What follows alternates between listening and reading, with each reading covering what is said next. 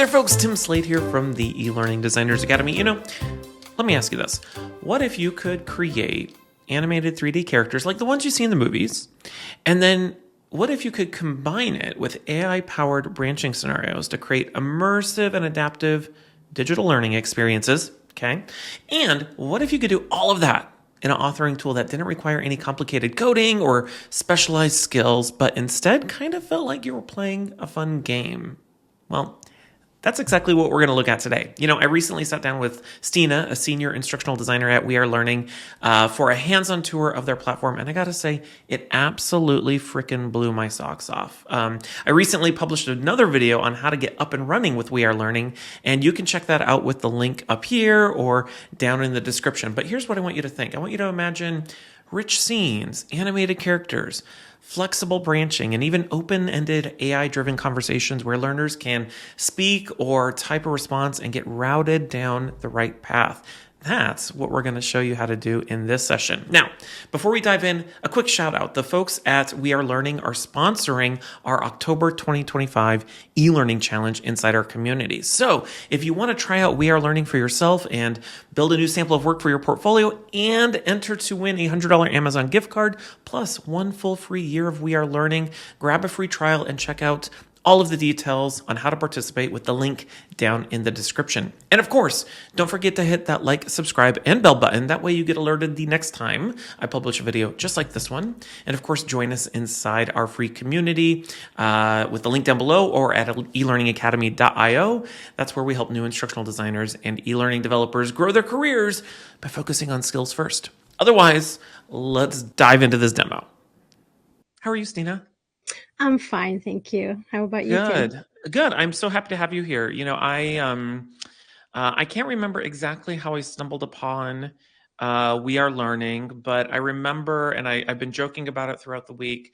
The first time I saw it and I was playing with it, I was like, this is The Sims. It feels like I'm playing The Sims again. It's such a fun and unique authoring tool.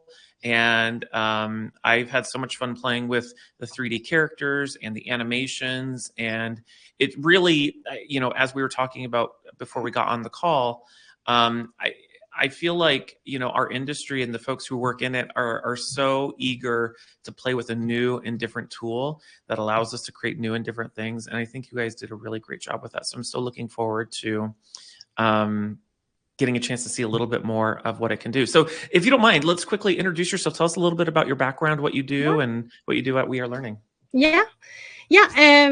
Great introduction. It's always fun to place the characters. You can just upload a location and you're good to go. It's very important for us that with VR, anyone can create really good stories and content. And I strongly feel like that is something we have succeeded on.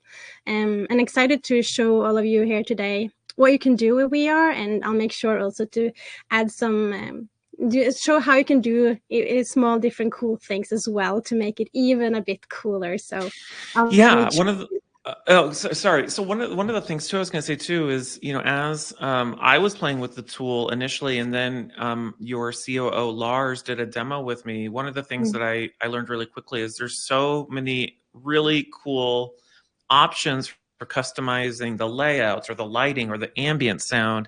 They're just kind of like sprinkled throughout the tool. So I'm looking forward to showing some of that stuff. One thing I'll put real quickly, for those of you who might have missed it, I did a step-by-step video overview of getting up and running with eLearning. So if you're completely brand new to the tool, I encourage you to check out the video link I just put in chat. That'll give you a really good introduction to up and running from somebody who had previously never used it before, but I was able to do it. If I could do it, anyone could do it. So I think the video was really, really good. It was very good step-by-step guide on how you create the course or a story in VR yourself. So it was, I recommend everyone watching it. If you're totally new to VR, check out that YouTube and see how you're doing it. Yeah. Well, good. Well, why don't we share your screen, Stine, and let's look at some cool stuff. Let's dive in. I forgot to say what I do in VR. Oh yeah, sorry. Go ahead. I'll just quickly say that I help our customers getting started. I onboard customers, and if you have any questions, you can always reach out to me. And of course, I also have a lot of webinars and host them also monthly getting started webinars. So we always have something going on in VR. And I am also an instructional designer. I'm a senior instructional designer here at We Are Learning, and that's what we're called, but we usually say we are. And yeah, I'm an instructional designer, so I definitely know how it is to sit in a big corporation company, and you are the one need to create the content, and you need to collaborate with the SMEs, and you have many different hats, to be honest. So yeah, I definitely been in your shoes as well. Yeah, absolutely. Yeah. Well, good. Good. I think we can just go ahead and get started. Yeah, I'll go ahead and share my screen, I think. Yeah. Let me see here. There we go.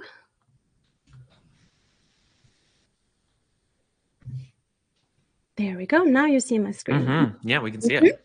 Yeah. So I'll start off a bit basic, and then Tim, just feel free to ask any questions. And I'm not that good at following questions from the chat, so feel free. Yeah, no worries. I'll keep an eye on it. Out loud. Yeah. Yeah. Perfect. Yeah. So now I'm logged into an account. This looks pretty much the same as your free trial accounts when you create one. And here, this is kind of the dashboard. Here you will have many different stories. So what you create in VR, they are called stories. And a story can be pretty much anything you would like. It can be just a linear, basic explainer videos with characters talking, multiple or one. Or it can be more scenario-based learning with interactivity, branch scenarios, and so on. So you do definitely have many different ways of creating a story. And here is one story, for example, and you can have multiple ones. But before I show you how you create a story, I just want to quickly mention the menu to the left. And here you have first of all, you have your characters. So you have 15 slots with different characters you can choose from. And here we have quite a big library of different characters you can go ahead and use for your stories. And these characters is is a mix between, we like to say we're a mix between real life people, but also something around Pixar. So we're kind of in between Pixar and real life characters. You can see their eyes is a bit too big, for example, and that's on purpose. We want to avoid the uncanny valley or the uncanniness, and so these ones are characters. And of course, for those who would like that, it's also, of course, possible to order custom ones if you want specific colors and logos, or even your CEO in VR. That's also possible to create and get. So yeah, I really like this library. It's always fun to look at the updates and seeing the variety here. And then we have locations, and I think that's also important to mention. So here, to create a story, you need two things. So you need your characters and you need your locations. So meaning, where should your characters be placed? In which location? Should they be in your meeting room, or should they be out in the park, or where should they be? So here, it's basically you just upload an image from your computer. I highly recommend you just taking up your phone and take a photo from your locations. And of course, you can also use Unsplash, which is a free image library. And Stine, one of the things I'll mention, I don't know if you were going to mention this at all with using AI to generate a background, but one of the things that I did for my demo in the video that Lars, the COO, showed me actually, so I actually just took a screenshot of one of your already pre-created 3D backgrounds. I gave it to ChatGPT and I said, create a similar one, but in a coffee shop style. And it was the easiest thing ever. Yeah. 100%. I can leave that to the end. I do definitely have some useful tips here. We also created like an own GPT. So it's like set up to be we are style. Awesome. But then you can just prompt the location you want, and the outcome will be kind of in the same we are style. And also with some floor space, for example. That's always good to have. So where your character characters should be placed. So yeah, definitely use ChatGPT, for instance, to just generate backgrounds for you. Here I definitely have all of these are created by ChatGPT. Here is like I made a demo for a customer, and here is like you just prompted you want it to be in a studio setting. It's you just explain exactly how you would like it, and it turns out like this. So it's definitely magic. And yeah, here I also have a coffee shop, and once you have uploaded your location, you can give it a name, and then you can also set ambient sound, so meaning background sound to your location. And here I'll just play a few for you. Yeah, so the list is quite long. You do have some cool ones. I sometimes use this warehouse. Cool if you're kind of changing location. Okay, now let's go into the factory and see how things are done. And then you can take the warehouse ambient sound. So use it with caution, because it can be a bit draining to hear warehouse sound for like 10 minutes. But once it's, use it when you think it's appropriate. And then, of course, you have this character light setting. I recommend you toggle that on. And here you can play around with where the lighting is coming from, and also what kind of lighting is in his face. It's definitely a different lighting if you're in a hospital compared to in your living room in front of a fireplace. It's completely two different lightings. So have that in mind when you set up your locations. And when I'm happy with this location, you just click save. It's now saved to my library, and I can just, I will pick this up when I start creating my first story. That's awesome. Yeah. And I think you're good to go. You don't need to prepare anything else. So to create your first story, you click on new story in the top right corner, and here you have 3 different options. So either you create the story from scratch. So here you need to do the work yourself. You need to add the different nodes. You need to add your script. You need to do the animation yourself. You do, of course, have some help with AI along the way. It can help you write the script. It can help you do the animation, but you have full control over how the story kind of develops. And then you have create with Aiko. So that's our AI bot. So here you do a certain prompt, and based on your prompting, you will get a suggestion of a story, of a script, and also the animation. Of course, you can tweak that later, but you get a good suggestion from AI. And the third one here, you can upload slides, and we will convert this into a story within seconds, which is also very cool.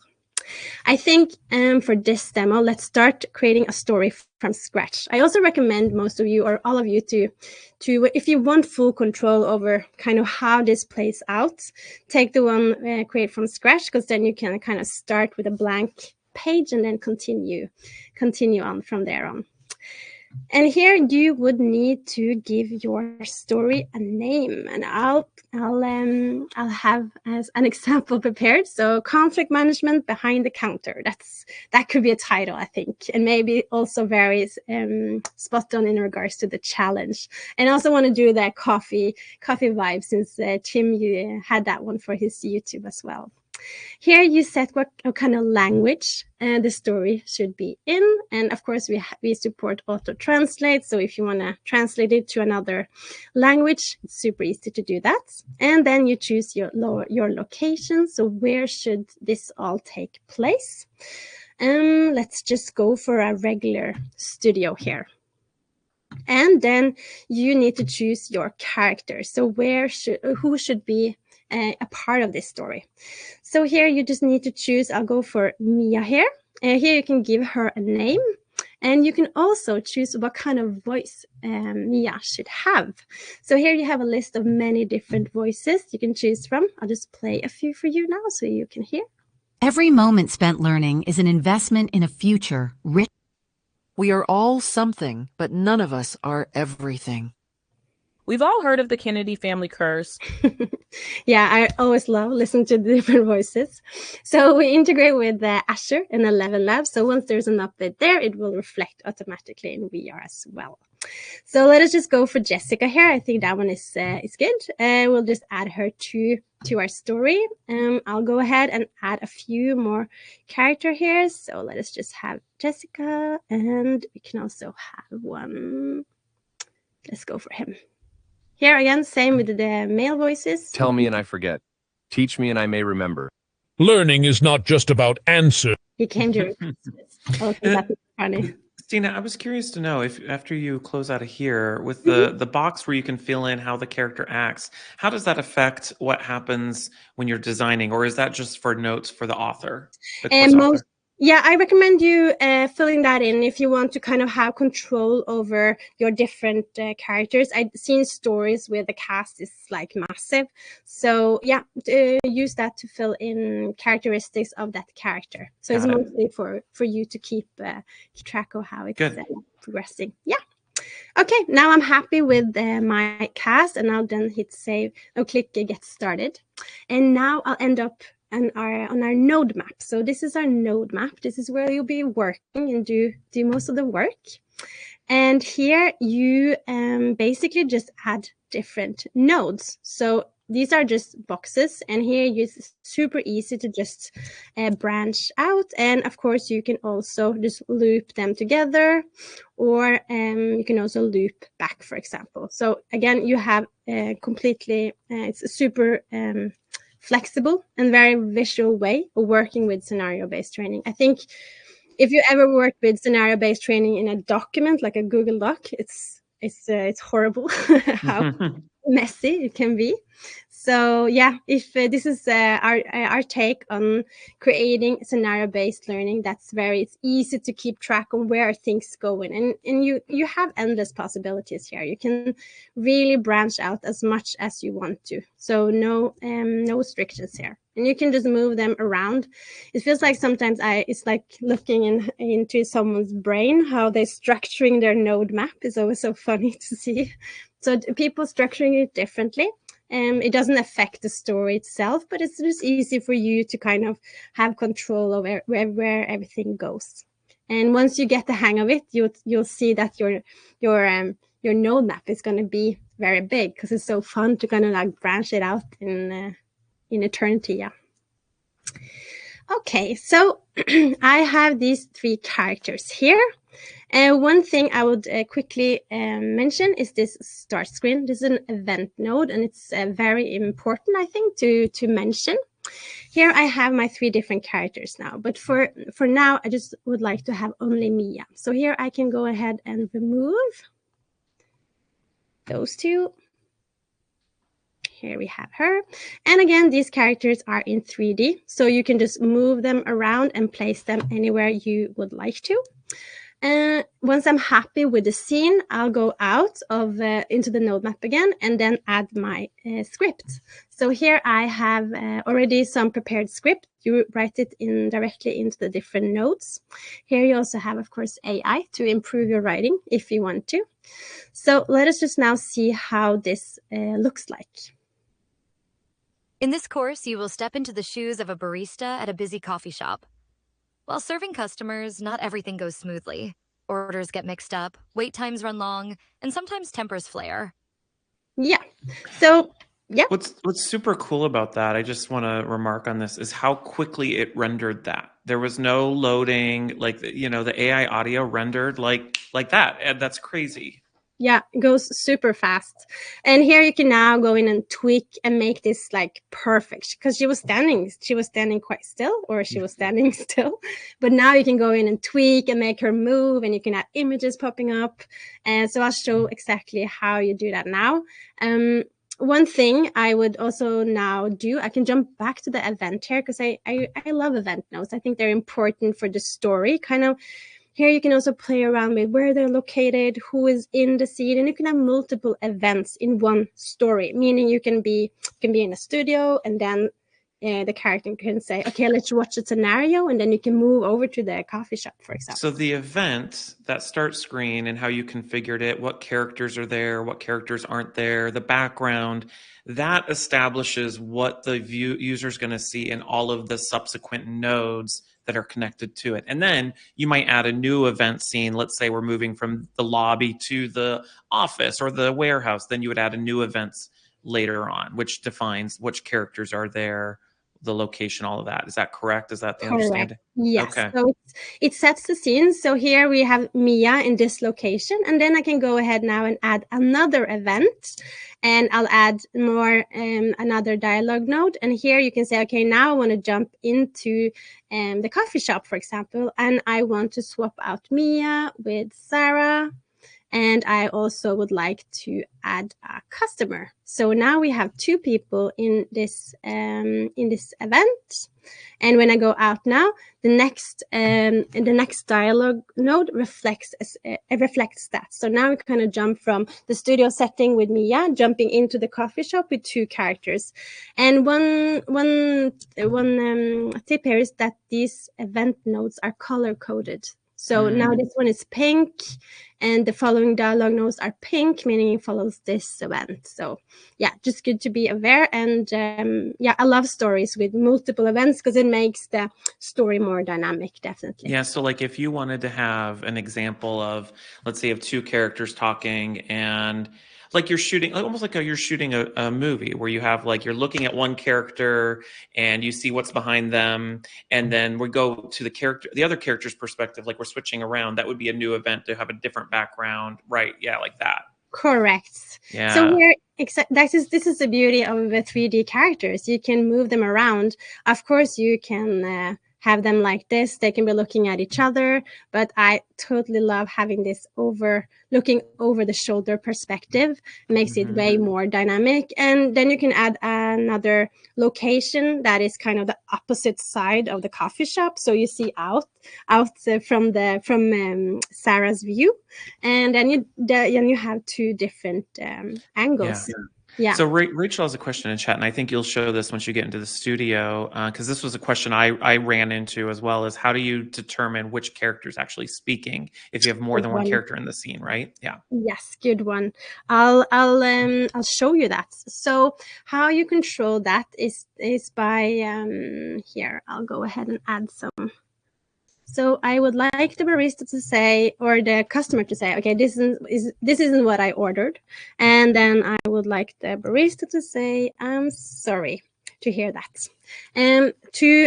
For someone to have a conversation, you would need to add more dialogue nodes. So one character is talking per node.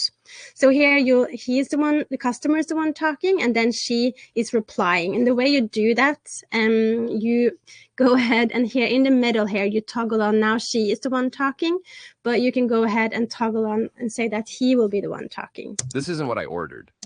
And you can go back to her. This isn't what I ordered. Yeah, so that's basically how you toggle in who is the one talking for this dialogue node. Let us just take one step back because they were not looking at each other and they didn't move. So I would like to show that as well. So going back to our first node here, I'm done with the script.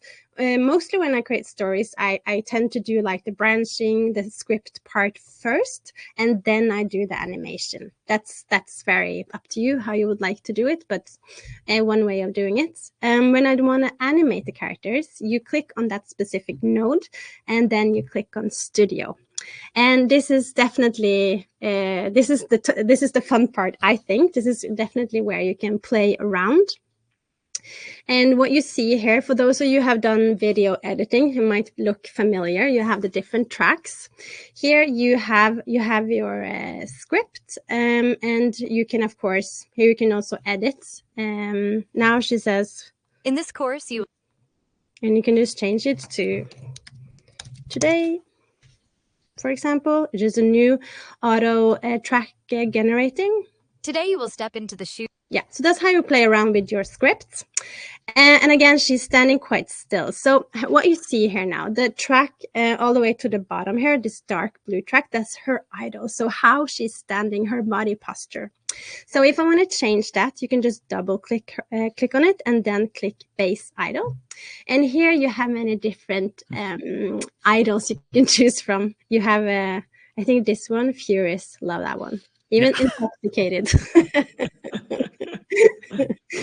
I'm reminded of this. I'm hearing the Sims language as I'm watching these characters move. You know what I mean? It just reminds me of it so much.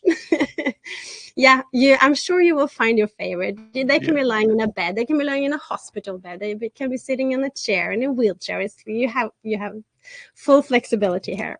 I like to use, for example, feminine weight shift. It's quite neutral, but she's moving a little bit as you would do in normal life. And here you can play around with different facial expressions. Again, it all depends on what you're creating. I'm sure you will find someone that suits or resonates with your script. Confident is a good one. And the track above, that's the different gestures. So here again, you can play around with many different gestures too. So again, the library is very big, so it's always fun to play around with. And here you can also search. I really like to do that. So if she's asking a question, just search for questions, and you get more subtle, smaller movements, not so distinct. And again, you can also search for if you want to give a positive feedback. You can have a negative one, not correct, or I'm so angry. Yeah, you have many different to choose from. So here I'll just go for ask a question. This I double clicked it and it goes down to my timeline. And here if I click on play now. Today you will step into the shoes of a barista at a busy coffee shop. So that's how you animate. You just choose your gestures, you choose your idols, and you play with it. And the track above, that's the AI or the AI voice. Here you can also record your own voice if you want to. And then you have the different media track. So here I can add images. So I'll add an image now and see if I can add it to, let me see. While you do this might be a good time to ask this. There was a question about, can you put the character behind the counter? And I know one of the hacks is using a piece of media like this to place it in front of the character. Yes, correct. Yeah, I can show you that. Okay, here, that'd be great. Yeah, for sure. Oh, sorry. Let me see. I can go ahead and go out and do that instead. Let me see. I can. Oh, here we have it. You can just take a coffee bean. Maybe it's a big coffee bean desk. You know what I mean? And yeah, here you can really play with this image, when is it appearing? Is it popping in, fading in? Is it instant? Do you want to dim down the background? You can also play it or add it behind her or in front of her. And that is the counter we were talking about. So let me go out and I'll show you also how I can add a counter. So for example, for this setup here, we can go to studio and then we can, let me see here. This one is better. Here. I'm moving here because I also want to show you auto animate, because these characters has not been I haven't done anything with the animation, and so you can use a lot of time in here or you can use very little. And then we have to, if you don't want to spend too much time tweaking on facial expressions and where they're looking, you can go ahead and click auto animate. And AI will do the work for you, and it will also see where that there are two people now in this scene, and they should most likely be looking at each other. So here, the AI thinks she is the customer. I disagree. I think it should be him. And here we can go ahead and just change her facial expression to be more happy. And now I want to place her behind the counter. Let me see. Here we have one. So this is basically just an image that is with transparent background. It goes here and you can just zoom it in a bit. There we go. And you can say, I don't want it behind her, but I want it to be in front of her. Let me see. There we go. Now she is standing behind the counter. Yeah. That's so cool. So it's basically just a transparent image that you upload, and you can put it between the characters. So here you can really play around with the depth. So where in the scene is it lying? Kind of, it's different like depths in the frame kind of. So here it's behind her, but then you can just move it a little bit in front. There we go. Now it's there. Yeah. And then when you play it now, yeah, make sure to put it at instant, instant in, instant out, and move it a bit further than when the node stops. So here, This isn't what I ordered. I asked for a soy latte, not regular milk. Now I'm late for work. I like the barista as the one being angry. So here you would need to go in and tweak. Now she is angry. You need to say, okay, I want you to be happy instead.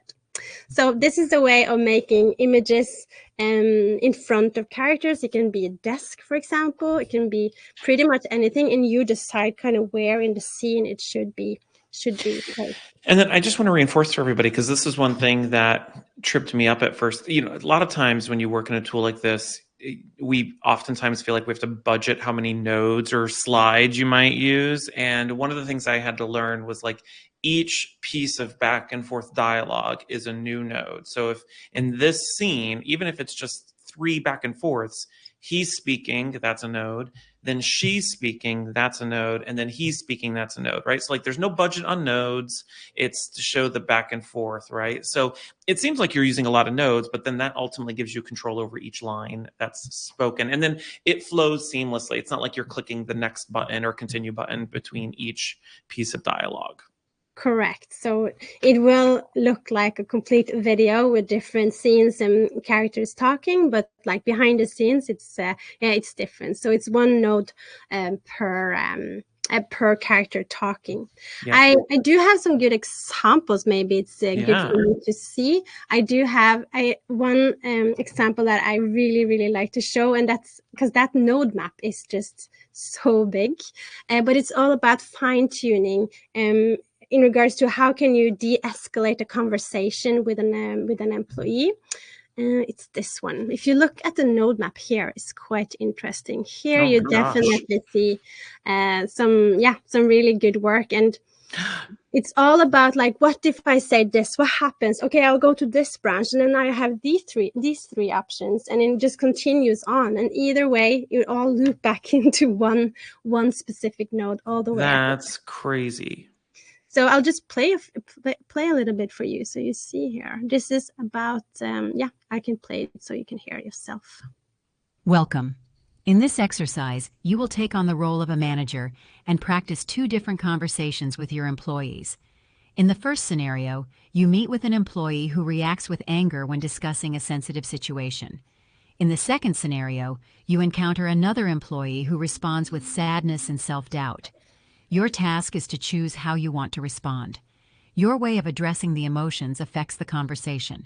You can escalate the conflict, remain neutral, or de-escalate, and foster a willingness to collaborate. After each scenario, I will provide feedback on how your choices reflected 3 important skills: empathy, constructiveness, and clarity. These skills are essential when you as a leader encounter strong emotions within the team.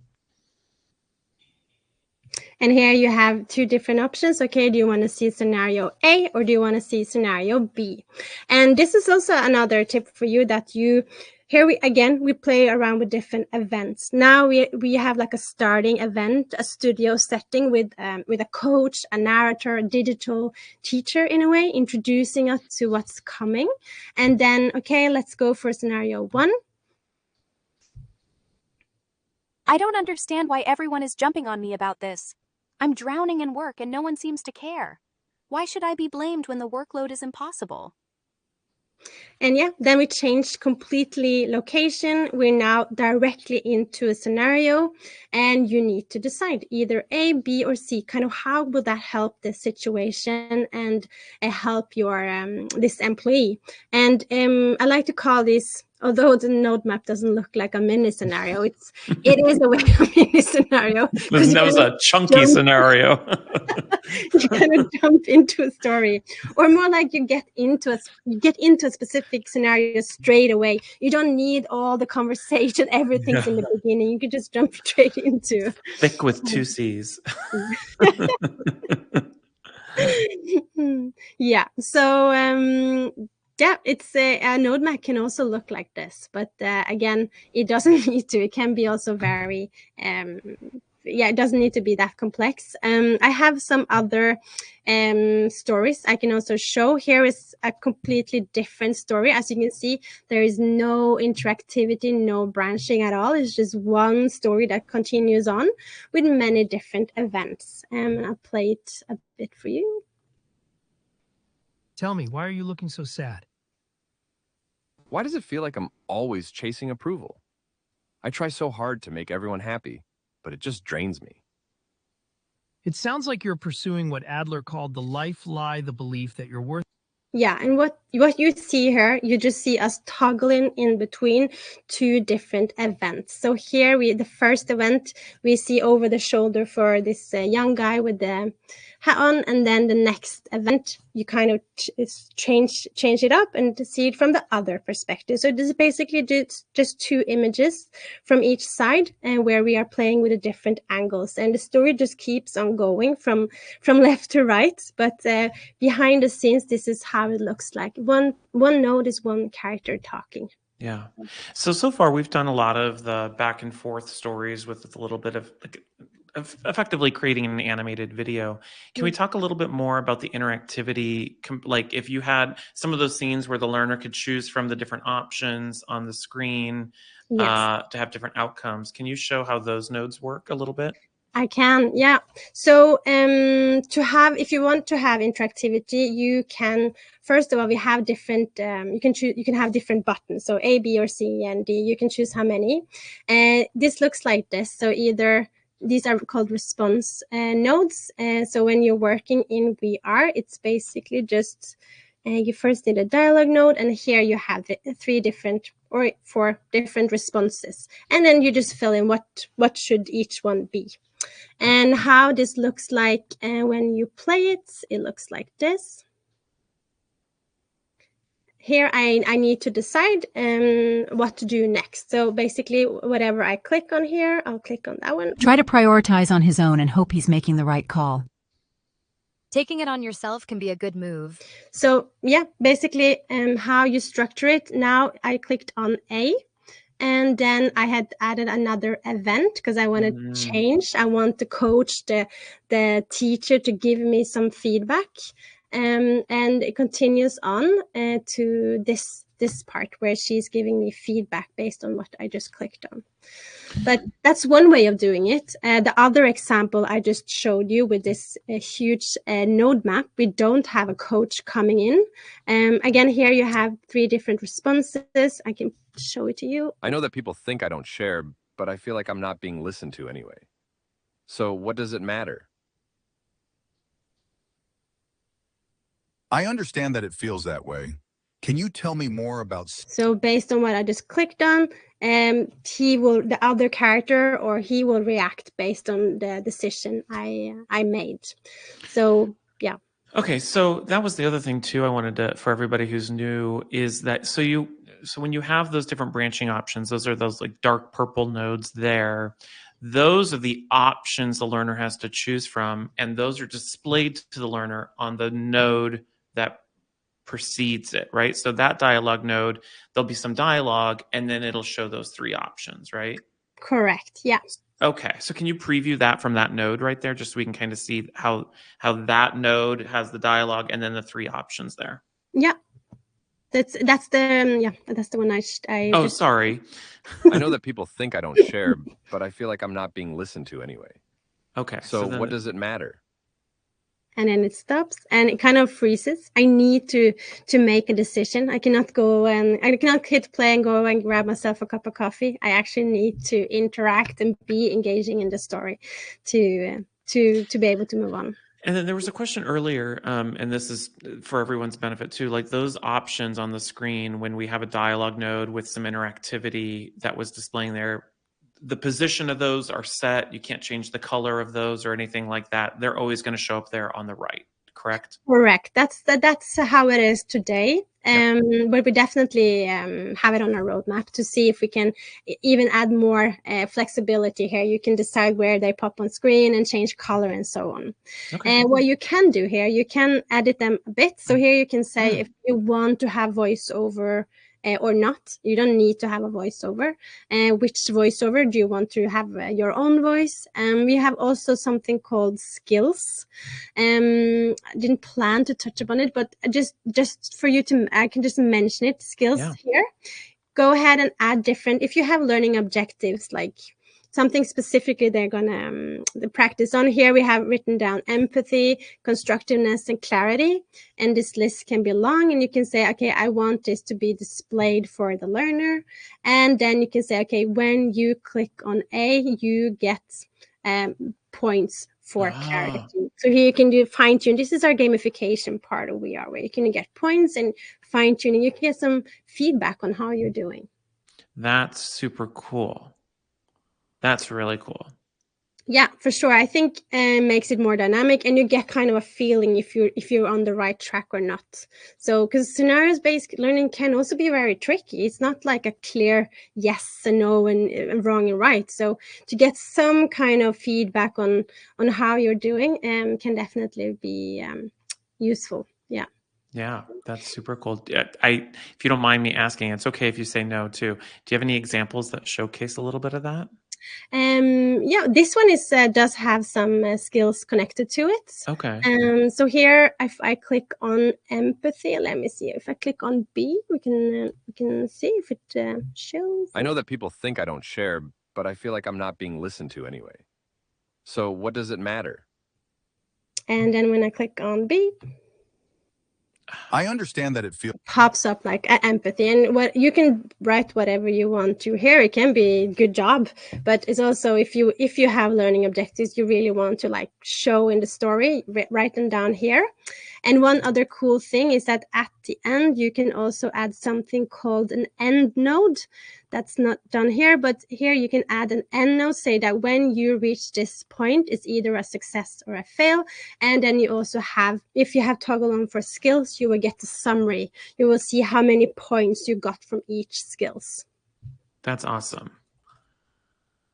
Yeah, I think definitely it gives a story some extra layer, some feedback throughout. It's always a good thing for sure. And then can you show, I don't know if this is a good example of it. One of the things I didn't get a chance to explore in my video, but as I was playing with it, so those end nodes, you can have different end nodes for if the scenario branches to a correct one, or if the scenario branches to an incorrect or a failed output. Can you show that a little bit? Yeah, I don't think I have anything prepared, but it's super easy to do. So say, for example, here we have a story and it continues on. Maybe here I'll loop them together and say, okay, if you get to this point, I'll add an end node saying like this is a success. But here, this is the wrong path. And maybe you have some dialogue. Maybe you, for example, have more interactivity, and this is not the correct one. So I can add now another end node and say this is a failure. So here this is a way of ending the story, saying this is not correct. I tend to either, what I prefer to do is maybe also, or instead adding a poster node saying like this is not completely correct. I want you to try again. Mm-hmm. And then to do that, you basically just add a poster, and then you can say, okay, I need you to go all the way back to this part, for example, and I want you to try again. Yeah, that's cool. And can you show what the poster node looks like? I demoed it briefly. It's like a slides with some text content. Yeah. Correct. Yeah. So it's basically a poster popping up on top of your story. You can add contextual information like great work or some feedback, or you're about to enter a story.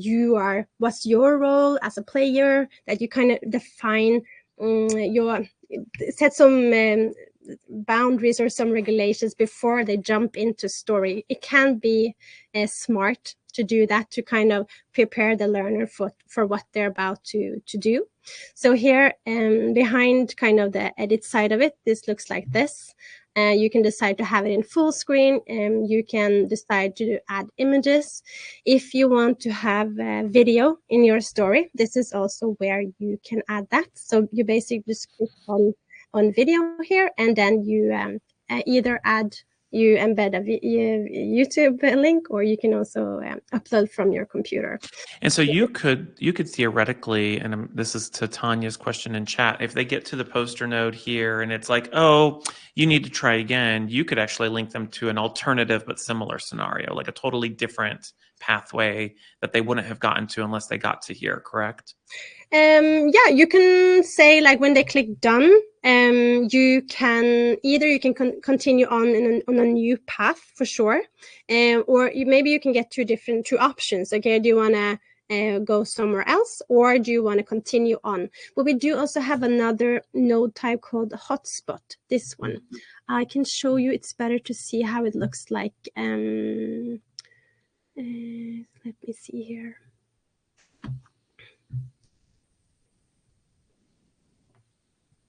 Here we have a hotspot. Here you can also link to other stories. So this is, again, just a photo of, this is something we have created in Google AI, and you can add different hotspots that I need to click on. This is about security at the construction sites.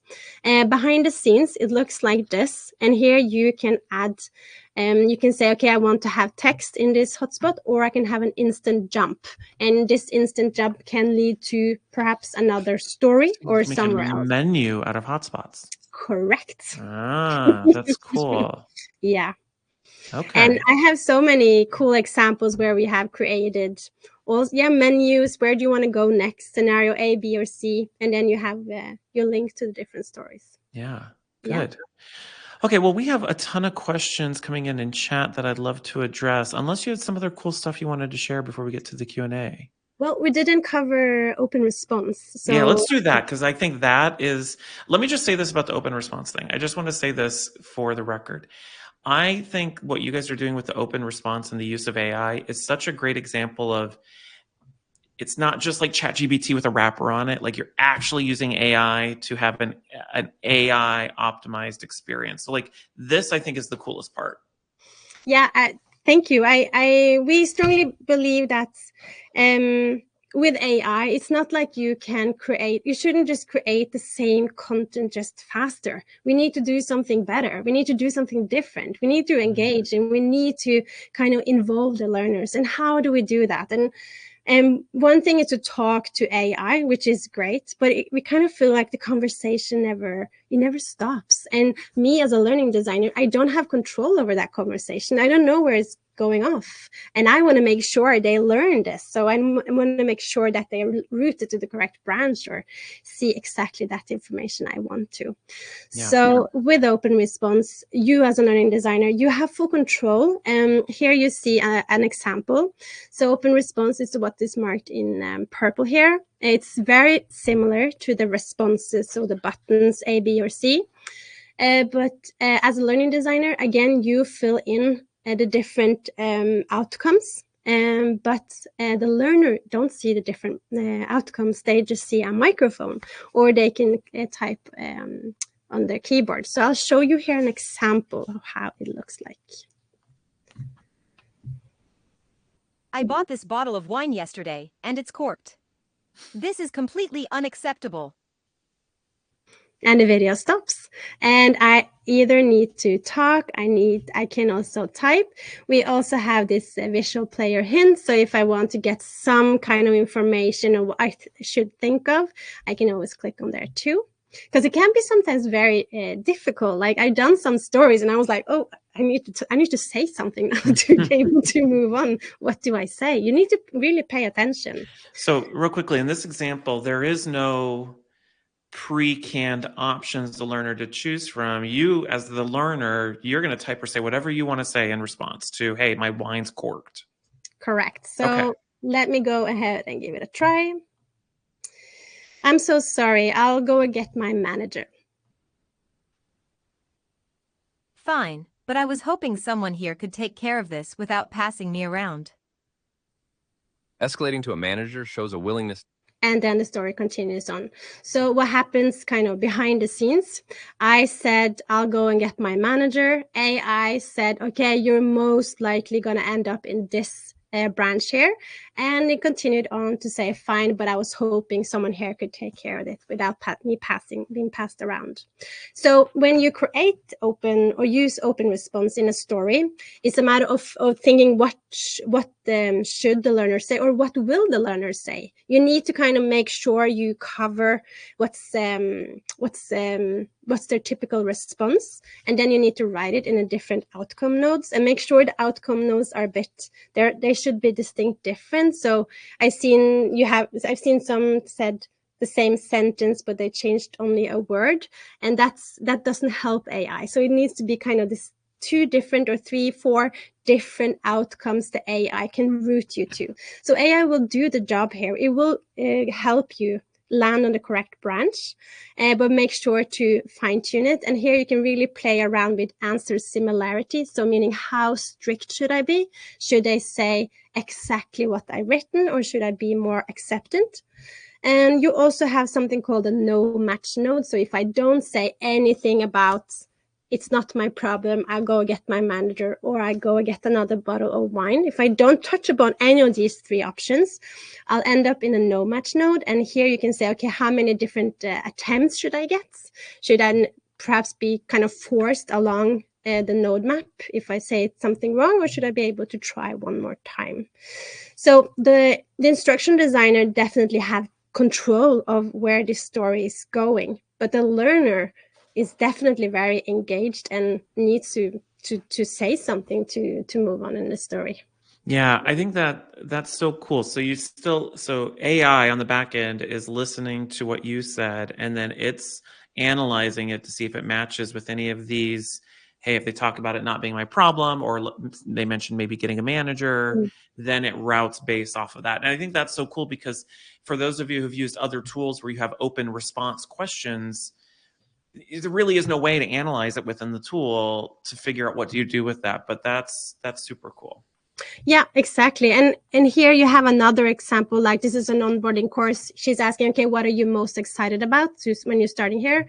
And I said, okay, it's either meeting my colleagues, or seeing what I'm about to do, like to learn more about that, or it's the lunch. So if we now played it. But first, what are you most excited about as you're getting ready to start here? The food. Love it. Fair enough. You've clearly got your priorities straight. Good food makes everything better, right? And so AI understood, okay, it's most likely the lunch you're talking about. So it'll be routing me to that branch. So yeah. One question came up. Can you change the default of whether they type or talk, or can you make it just that they type and not talk in the response Good notes? question. You cannot decide if they're gonna talk or type at the moment. Okay. But we launched VR 2 years ago, and we have and we are very open to these kind of questions. So if anything you're wondering about, or have feedback to us of stuff you really would like to have in our tool, we would love to hear from you, because yeah, definitely something I'll note down. Yeah, good. Well, are we good to do some Q&A then? Go ahead. Okay. Well, before we jump into the Q&A, I want to thank you so much for that demo. I know, there's so many cool things that the tool can do, and it's, I mean this when I say it, it's unlike any other tool that I've used before, just in terms of the ability to do the 3D animations and the interactivity and all of that stuff. So I'm going to put a couple of links in chat for everybody. As I mentioned at the top of today's session, so the folks at We Are Learning are sponsoring our October eLearning challenge inside the community. So if you sign up for a free trial of We Are Learning and then you use my name, they're going to extend the trial until the end of November 30th, so that you can not only participate in the challenge, but then you have some extra time to play with the tool. And then if you did participate in the challenge, they're going to take those projects and keep the links active even after the trial ends. So if you want to link to it for your portfolio, you'll be able to do that. And then you can see all of the details for the challenge and participate right there. There's the link in chat. The cool thing with the challenges is that we'll be picking a winner, obviously, as we always do, giving a $100 Amazon gift card. And then the folks that We Are giving a free year to We Are Learning to our winner. So it's a great opportunity to put your skills into practice, build a sample of work for your portfolio, play with a new tool, and showcase your work. And then last link I'll put in chat is if there's anything that you missed, because I know we covered a lot and we were moving fast today. I did a video on YouTube that I published on Tuesday that gives a really good introduction to getting up and running and explains the nodes and the characters. So check that out. All right. So what I'm going to do is I'm going to prioritize any unanswered questions we have in the questions pod. And then if there's any other questions in chat, we will answer those. So let me look through the questions, see which ones aren't answered yet. So let me spotlight this one. This might speak to a little bit of what might be coming in the future. So Mia wanted to know, I get the characters are selected by the developer. Is there any way the user can pick the avatar? I want to create training where the user selects the avatar that they resonate with. Wow, good question, I think. Per now, the instructional designer needs to choose who is in the story. So the short answer here is no, but then the example I showed you with the employee in the office setting, here you had two different options. Do you want to play her with her problems, Yeah. or do you want to play the other character? So there is definitely a way of coming around. You could have, for example, an event with you see the different characters, and then you have exactly hotspots, and you can be linking to the different stories, or you can have responses popping up on the right where you kind of need to choose who you want to be. So if I go for person C, the story will, you need to have another event with that character, and then the story continues on. So yeah, I guess there would be like a hack. You could have the 4 characters hotspots and then 4 different branches of the same scenario. It would be a lot, but like that's possible. That's definitely possible, and I've seen examples of that. So yeah. Okay. Okay, I'm just looking at what questions haven't been answered by Maria. Thank you so much, Maria, for jumping in. This is a good one. And again, this might be related to what might be coming in the future. Alicia wants to know, are there plans to expand the set of characters and possibly allow for customization? For example, clothing, outfits, hair, I imagine, that sort of stuff. Yes, the answer is yes, and we are so looking forward to when that is coming. Our character library grows every month, so we will definitely see more characters coming down the road, especially younger and older characters will be coming as well. So, and we also see variation in shapes and heights and all sort of things. So yeah, definitely soon also, or not soon, but down the road, you will also have the chance of tweaking colors on the shirt and small different things you can fine tune. But per now, if you have specific requests, you can always reach out to me if you want to have a custom characters. That's something that can be ordered, and many of our customers do that. Yeah, for like uniforms or a logo or something on that. That's very cool. Well, good. We have a couple of minutes left, so if there's any other questions people want to throw in chat, I think, Maria, you did a great job. Thank you so much for answering some of the questions in the Q&A pod. Alicia says, add nurses. So yeah, very good. I'll make a note of it. We do have some in the library, but maybe it should be more. Yeah, absolutely. Well, good. We'll give it a moment for any other questions. I can also mention, sorry. Yeah, go ahead. While people are asking questions, I can also say maybe we can share the GPT or where to prompt. If you can show that, that'd be great. Do you want me to just quickly share my screen? Yeah, if you can share your screen, that'd be great. I'll go ahead and do that.